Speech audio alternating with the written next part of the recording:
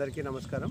ఈరోజు రామాయంపేట మండలంలోని రామాయంపేట వరి క్షేత్రాలను పరిశీలించడం జరిగింది।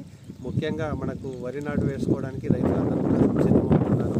ఈ సమయంలో వరి గట్ల పట్టి ఉండేటువంటి కలుపు తప్పనిసరిగా నివారించాలి। ఎందుకంటే వరి కలుపు వల్లనే మనకు అనేక వ్యాధులు కానీ అదేవిధంగా తెగుళ్ళు అదేవిధంగా పురుగులు వచ్చే అవకాశం ఉంటుంది। కాబట్టి ముందు జాగ్రత్తగానే మనము గట్లను శుభ్రం చేసుకోవాలి। గట్లు శుభ్రంగా ఉంటేనే పాములు కానీ వెలుకలు కానీ ఉండే అవకాశం లేదు। కాబట్టి దీనికోసం రైతులు చాలామంది కలుపు మందుల మీద ఆధారపడుతున్నారు। కలుపు మందులు పిచికారీ చేయడం వల్ల రైతుకు పెట్టుబడి ఖర్చులు పెరుగుతుంది, అదేవిధంగా నేల కాలుష్యము అదేవిధంగా వాయు కాలుష్యం జరుగుతుంది।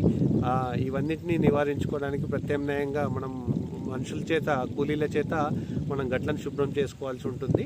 ఈ గట్లను శుభ్రం చేసుకోవాలంటే దాదాపుగా ఎకరాకు 4 నుంచి 5 వేల రూపాయల ఖర్చు అవుతుంది।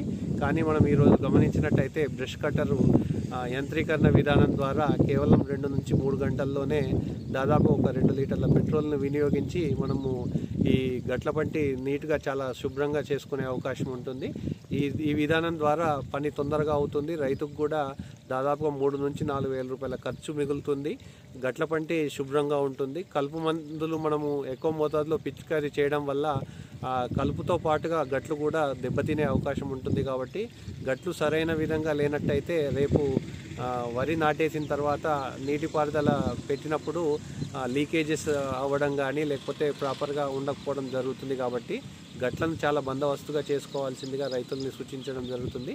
ఈ యంత్రీకరణ విధానం ద్వారా రైతుకు సమయం ఆదా అవడంతో పాటుగా ఖర్చులు కూడా కలిసి వస్తాయి।